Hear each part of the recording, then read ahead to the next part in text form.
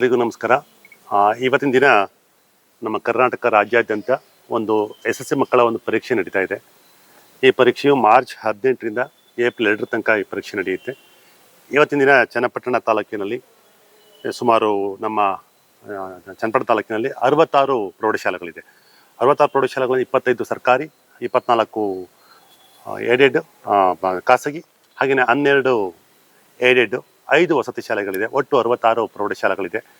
ಎಲ್ಲ ಶಾಲೆಗಳಿಂದ ಸೇರಿ 2845 ಮಕ್ಕಳು ಹೊಸ ಮಕ್ಕಳು, 2845 ಹೊಸ ಮಕ್ಕಳು, ಹಾಗೆಯೇ 454 ರಿಪೀಟರ್ಸು.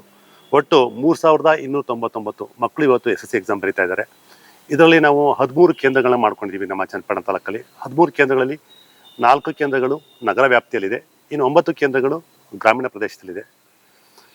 ಇಲ್ಲಿ ಒಟ್ಟು ನಾವು ಇಲ್ಲಿ ತನಕ 3 ಪ್ರಿಪರೇಟರಿ ಮಾಡಲಾಗಿದೆ. ಮೊದಲನೇ ಪ್ರಿಪರೇಟರಿಯಲ್ಲಿ ನಮ್ಮ ಚನ್ನಪಟ್ಟಣ ತಾಲೂಕು 40% ಅಂಕವನ್ನು ಗಳಿಸ್ಕೊಂಡಿದ್ರು. ಎರಡನೇ ಪ್ರಿಪರೇಟರಿಯಲ್ಲಿ 68.86% ತೆಗೆದಿದ್ರು. ಹಾಗೆಯೇ ಮೂರನೇ ಪ್ರಿಪರೇಟರಿಯಲ್ಲಿ 86% ಅಂಕವನ್ನು ತಗೊಂಡಿದ್ರು. ರಾಮನಗರ ಜಿಲ್ಲೆಯಲ್ಲಿ ಅಂದರೆ ಬೆಂಗಳೂರು ದಕ್ಷಿಣ ಜಿಲ್ಲೆಯಲ್ಲಿ ನಮ್ಮ ಚನ್ನಪಟ್ಟಣ ಮೂರನೇ ಪ್ರಿಪರೇಟರಿಯಲ್ಲಿ ಅತಿ ಹೆಚ್ಚು ಅಂಕವನ್ನು ಪಡೆದು ಮೊದಲ ಸ್ಥಾನದಲ್ಲಿತ್ತು. ನಾವಿವತ್ತಿನ ದಿನ ಎಕ್ಸಾಮ್ ಕೇಂದ್ರಗಳಲ್ಲಿ ಎಲ್ಲ ಪೊಲೀಸ್ ಬಂದೋಬಸ್ತ್ ಮಾಡಲಾಗಿದೆ. ಹಾಗೆಯೇ ಒಂದು ಆರೋಗ್ಯ ತಪಾಸಣೆಗೆ ಇರಲಿ ಅಂತ ಒಂದು ಹೆಲ್ತ್ ಟೀಮನ್ನು ಕೂಡ ನಾವು ಇಟ್ಟಿದ್ದೀವಿ. ಎಲ್ಲ ಕಡೆ CCTV, ಎಲ್ಲ ಮಕ್ಕಳಿಗೂ ಕೂಡ ಒಂದು CCTV ಕೆಳಗಡೆ ಎಕ್ಸಾಮ್ ಬರೀತಾ ಇದ್ದಾರೆ.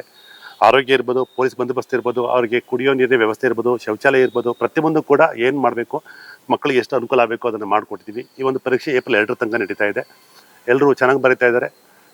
ಎಲ್ರಿಗೂ ಒಳ್ಳೆಯದಾಗಲಿ. ಆಲ್ ದಿ ಬೆಸ್ಟ್ ಹೇಳ್ತೀನಿ.